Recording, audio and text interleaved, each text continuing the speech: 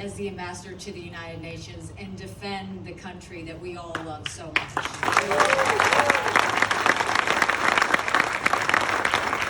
When the president asked if I would take the position, I said, well, Mr. President, there'd have to be some adjustments. And he said, well, what are they? And I said, well, I've been a governor. I don't want to work for anyone else. I'd want to work directly with you, so it would need to be a cabinet position. He said, done. What else?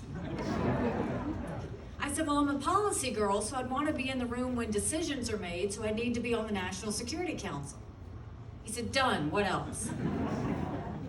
I said, well, I'm not going to be a wallflower or a talking head. I need to be able to say what I think. And he said, Nikki, that's exactly why I want you to do this. And he was true to his word from the first day to the last day.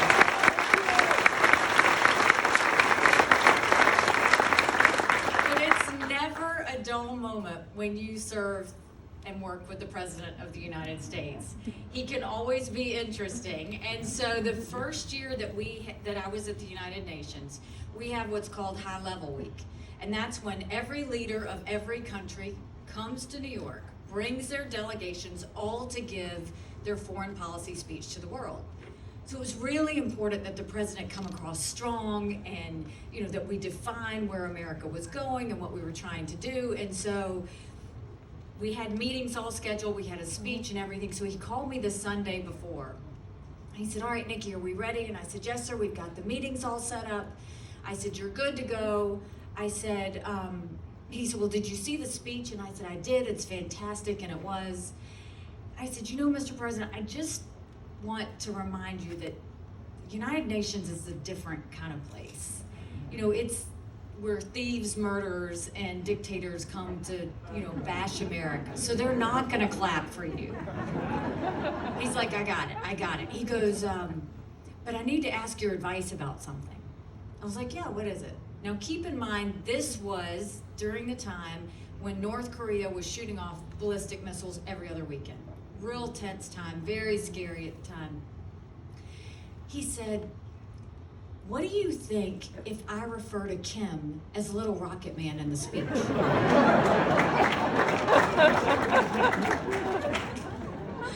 I said, you're the president. I said, I can't promise you what kind of response you're gonna get, but if that's what you wanna do. He said, well, I tweeted it out this morning and it just bombed. It was great with the base. So I said, all right, you go ahead and do whatever you want. So fast forward to that Tuesday, North Korean delegation in the front row. And he says it. And all of a sudden you just see everyone kind of, they've got their translator pieces in, so it took a little while to translate.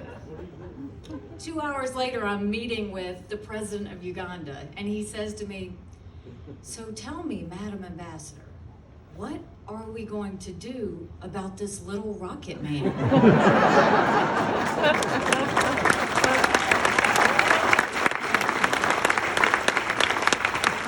Before the week was over, every leader from every country was referring to him as Rocket Man. So his name calling is international, and it stinks, I'll tell you that. I don't think that the president gets enough attention on what he's done with foreign policy. Because during that time, when North Korea was shooting off ballistic missiles every other weekend, it wasn't just the peninsula that we had to worry about war on. I mean, intelligence let us know that Americans were vulnerable and that we were very concerned about it. But the president found a way to be strong against Kim. We passed the largest sanctions on any country in a generation, and we're not seeing those ballistic missile tests anymore. That's the type of leader he is. Look at China. China has become a massive surveillance state, huge human rights abuser, had tried to take advantage for America for so long through the World Trade Organization and everything else. Every other president thought that if we were nice to them, that they would suddenly become like us. The president acknowledged they don't want to be like us. They're communists. They're going to continue to be communists, and he's holding them accountable, from intellectual property to them trying to take advantage of the United States. Go to the Iran deal. Do I need to remind you that we sent literally planes of money to the leading sponsor of terrorism. And in return, they took that money and they caused havoc in Syria, in Iraq, in Lebanon, in Gaza. All of these places they were doing that. I went to Vienna for the president to find out exactly what the inspection mechanism was doing. They basically said they weren't allowed to check the universities where we knew the research was happening, and they had to give 30 days notice before they visited any site. The president said, we're done with that. They're violating UN resolutions. They're causing havoc around the world. He got out of the Iran deal. And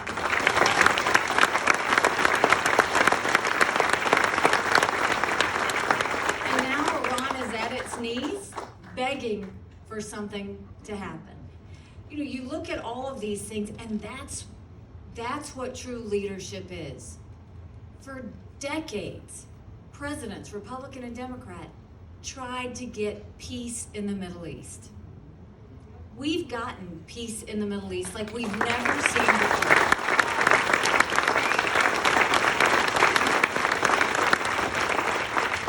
It came from a few things. First of all, the first foreign policy speech the president made was to the Arab Summit. He didn't try and do what others had done and say, we're going to get peace through the Palestinians. He met with the Arab countries and said, let's all get together in the name of fighting terrorism and isolating Iran. What you saw when the Abraham Accords was signed recently with Bahrain and the Emiratis, the reason they did that was because of trust. They trusted the president. He did what he said he was going to do. He made a promise to them, and that was them saying, we're comfortable with President Trump. And then we see again, a couple of days ago, now at Sudan, every single country is starting to say that they want to normalize relations with Israel. And all of that started because the president had the courage to say, we're going to move the embassy from Tel Aviv to Jerusalem.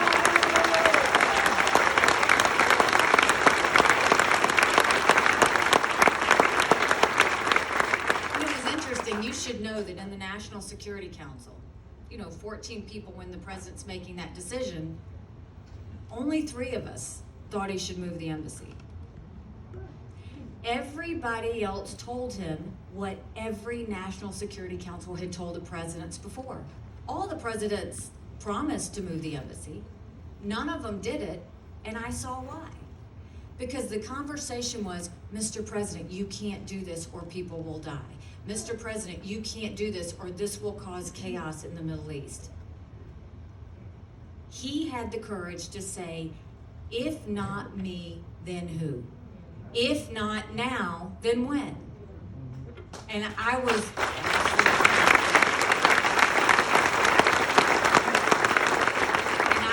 proud to cast the American veto when the entire world condemned us for moving the embassy. And what we said was, we can put our embassy wherever we want.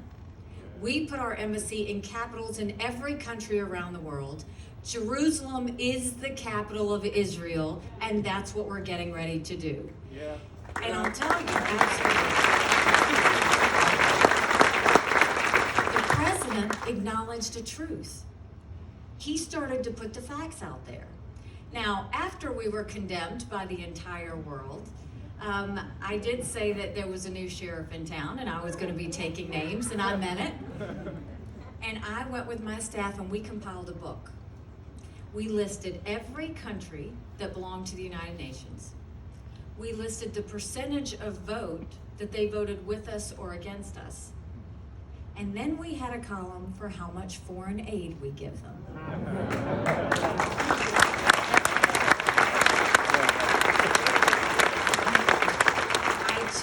Book, and I gave it to the president. He lost his mind. He's flipping pages, yelling out countries, saying, why are we giving money to countries that say death to America? And that's the key is, and what I told him then was, it's not that we give foreign aid based on a UN vote, but that should be one of the things. We should be strategic. We should be smart in who we partner with. We were giving $1 billion in military aid to Pakistan. Now, I'm the wife of a combat veteran. Pakistan was harboring terrorists that were trying to kill our soldiers. We don't give that $1 billion to Pakistan anymore.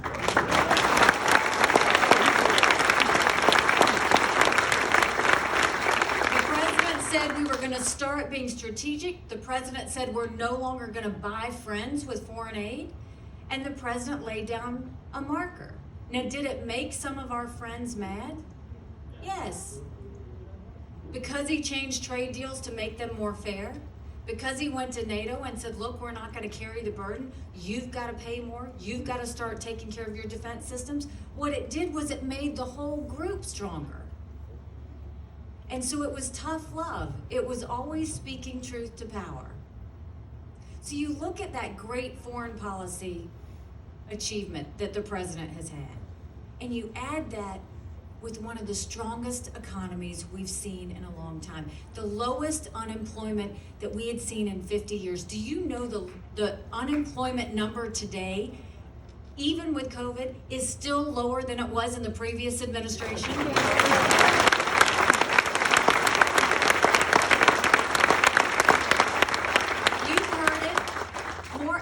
Americans working, more Hispanics working than ever before, more women starting businesses than ever before. Our retirements got fatter. We felt like we had more money in our pocket. He gave us the tax cuts. All of the difference that he made. So why is this election so important? Because it's a time for choosing. It's never been so stark between candidates. This is the difference between a conservative court and a liberal Supreme Court, where they are not denying that they want to go and pack it. How about Amy Coney Barrett?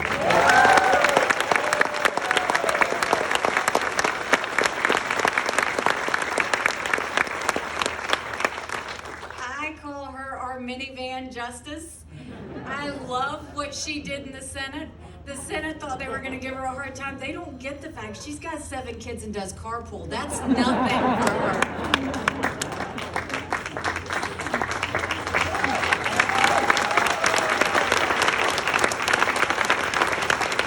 It will truly be a celebration when we can talk about Justice Barrett. The other differences, the difference between law and order and lawlessness, riots, and defunding the police. The difference between education being in the hands of parents versus education being controlled by the government.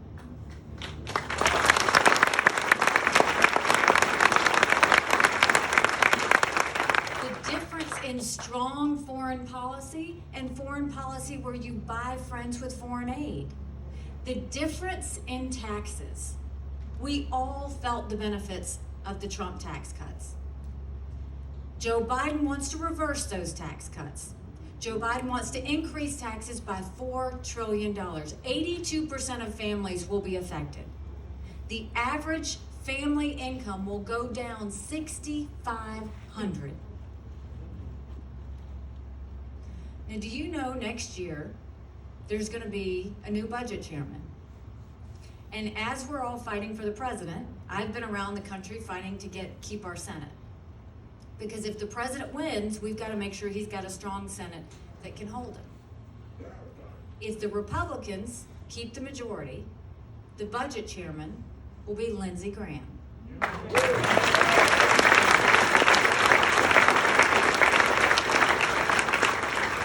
You're not ready. If the Democrats win, the budget chairman, get this, Bernie Sanders. That's what we're dealing with. We've got a president who understands that the Second Amendment's about protecting yourself, protecting your businesses, protecting your family.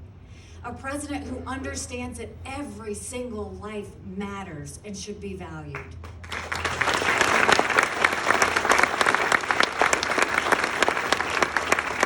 A president who understands that free enterprise is the goal for America, not going towards socialism.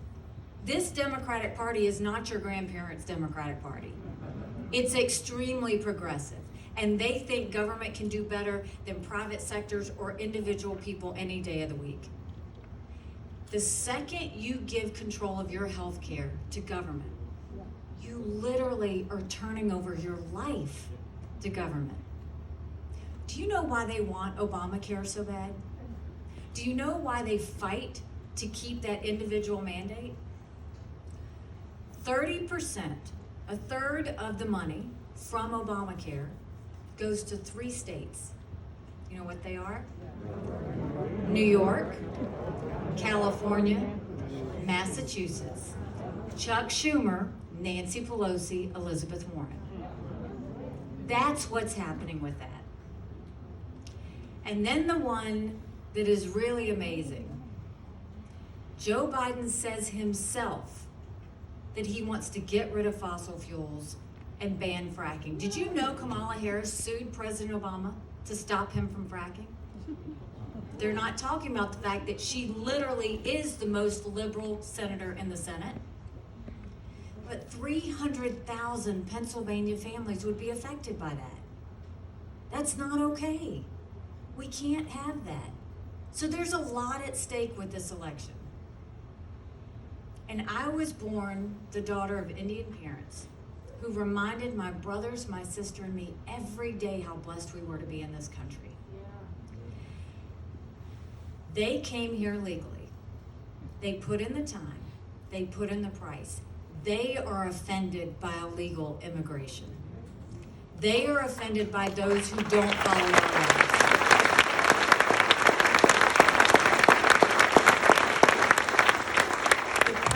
Took on border security. He said we're a country of laws. He said that the second we give up being a country of laws, we lose everything this country was founded on. You know, when I was at the United Nations, I didn't go to the pretty places. That was the other cabinet members. I went to places that you will never go. And unfortunately, I saw things I can never unsee. I went to the Democratic Republic of Congo, where they use rape as a weapon of war. I went to South Sudan,